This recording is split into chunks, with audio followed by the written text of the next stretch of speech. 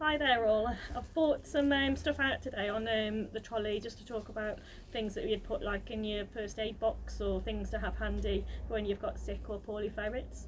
I'll go through from like food wise because we keep like emergency stocks of food in for like recovery ferrets, so if they've had surgery or if they're just off colour, got diarrhea, anything like that. So we keep in like different types of wet foods just so you can get more of the liquid kind of bases that they need in there and stop them dehydrating. Oral aid is one of the ones that we use a lot of, especially with strays that come in that are really dehydrated. I swear by this stuff, it's absolutely brilliant. So there's different brands of like food you can use. So we keep a stock of a few different ones. We tend to use intestinal quite a lot because a lot of the ferrets quite like it. So we've also got like intestinal paste, so if they have got upset stomachs, which some of the ferrets that we do get in do tend to have upset stomachs, especially if they've been on wrong foods or cat foods that are just not suitable, and it just kind of goes straight through. This is to help slow the gut down and just put some of the natural bacteria back in the gut and get them to digest their foods a lot better. Another one we use a lot of, the convalescent support. This one we actually use for like medications and things as well. So we try and train some of the ferrets when they do come in to eat this, just in case they ever are sick. Because if you want them to have the medication and they already like this, it's halfway there because you don't have to do so much then because they'll already have it. So any ferrets that are like taking like tablets and medication, if we always keep in a pill splitter, and it's also a crusher at the other end, so if we do get any ferrets in that do need to have medication, then it is quite hard trying to get ferrets to have tablets. Some will have it in the oil, some will have it in convalescence, some just will not take it, so we have to think of other ways and other foods and different things just to try to get them to have it.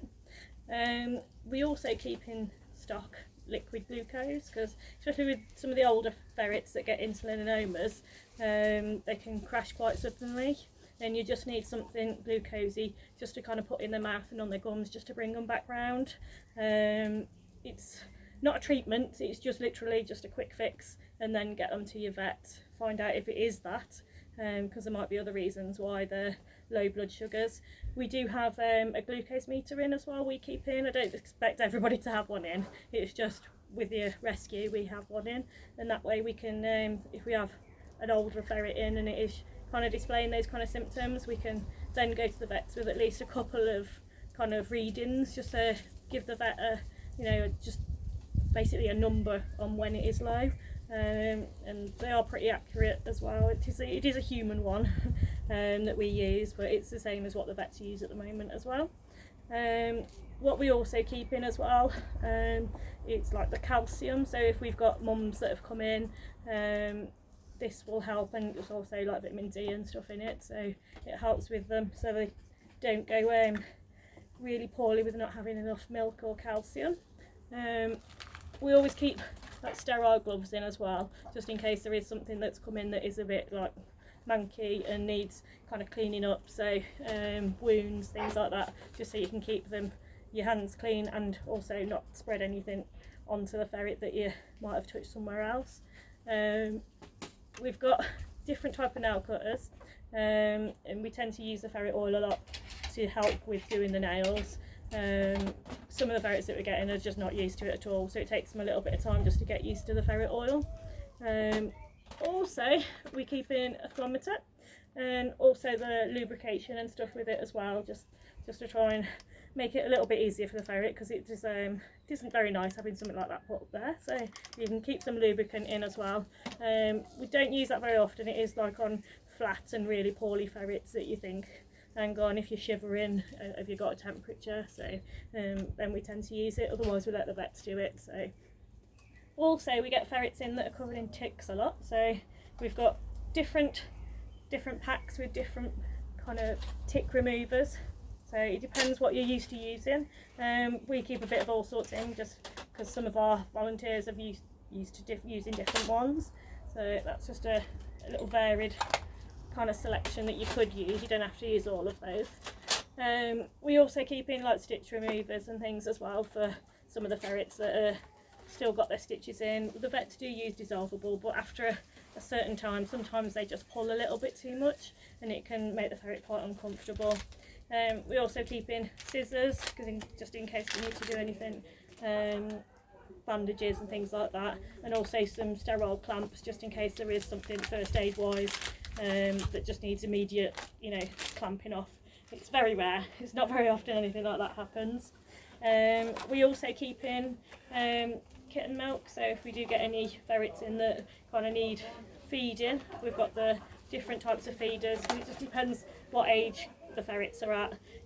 Ideally we try and find a mother that's kind of similar kind of gestations, similar kind of babies of that age, and we'll do them that way and put them with a foster mum, because I think they've got a lot better chance being with another mum and then feeding them, but it all just depends on the circumstances and how poorly they are.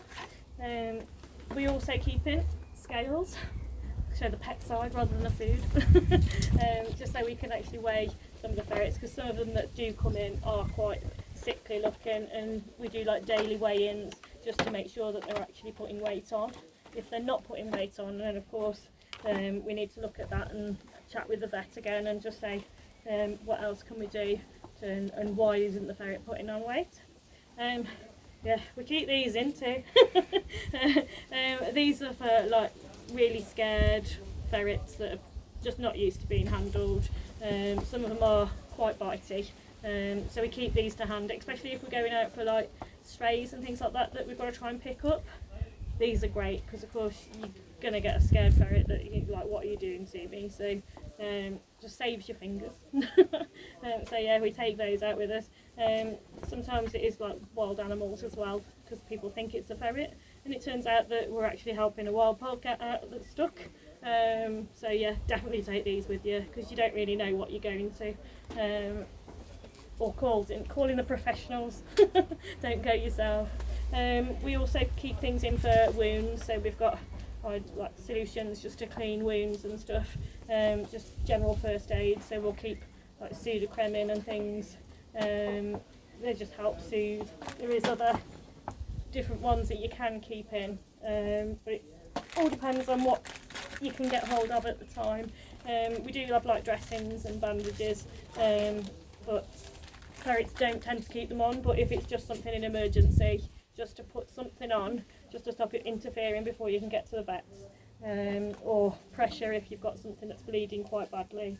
Yeah, we keep things for ears as well in, so different ones for ear treatments for ferrets as well.